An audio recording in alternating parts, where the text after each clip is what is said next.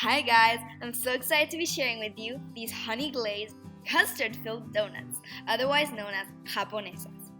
These melt-in-your-mouth treats with a twisted glaze, shape, and filling technique are something you cannot afford to miss.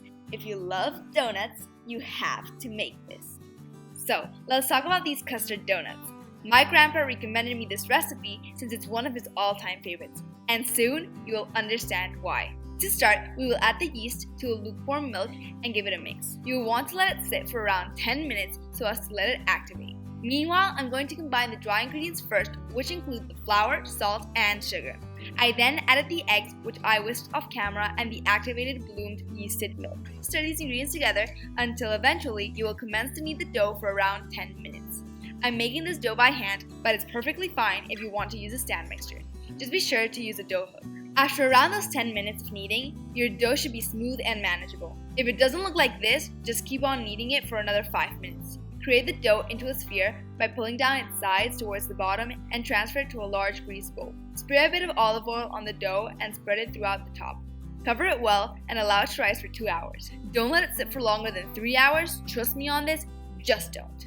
While we're resting our dough, it's time to make that delicious vanilla custard cream.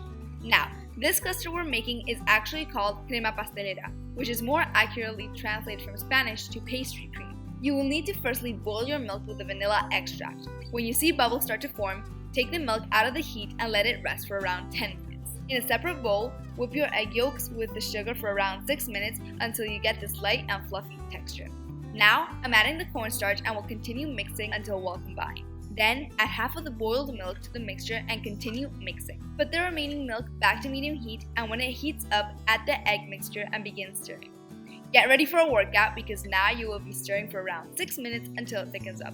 Don't be discouraged if nothing happens in the beginning, it will end up thickening up in the end. When ready, remove the custard from the heat, pour into a bowl, cover it with plastic wrap, and let it sit at room temperature until it cools down. Okay, so fast forward 2 hours later, your dough should have doubled in size. This is perfect, since at this point you can flour your work area once more and start rolling on the dough. Sprinkle some flour on your rolling pin as well, so as to prevent any sticky situations.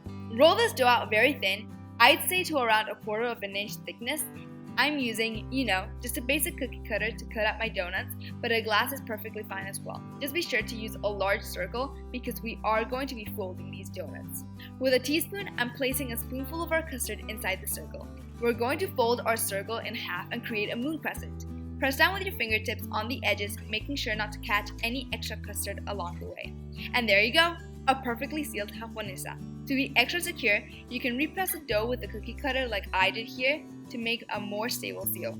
Okay, moving on to frying the donuts. You're going to want to use a good quality frying oil. I used sunflower oil. It's crucial to let your oil come up to temperature. The best temperature for frying donuts is around 160 degrees Celsius or 320 Fahrenheit. If you don't have a thermometer, do a test trial with a bit of dough. If the dough is bubbling gently, you're good to go. Cook one at a time like I did here, or a few at a time. Just be sure not to overcrowd the pan because it will bring the heat down.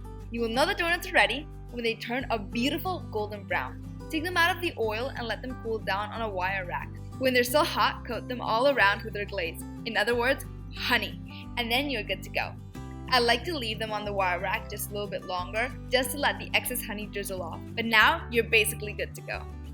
Trust me when I say, these are amazing. They're absolutely delicious and they will melt in your mouth.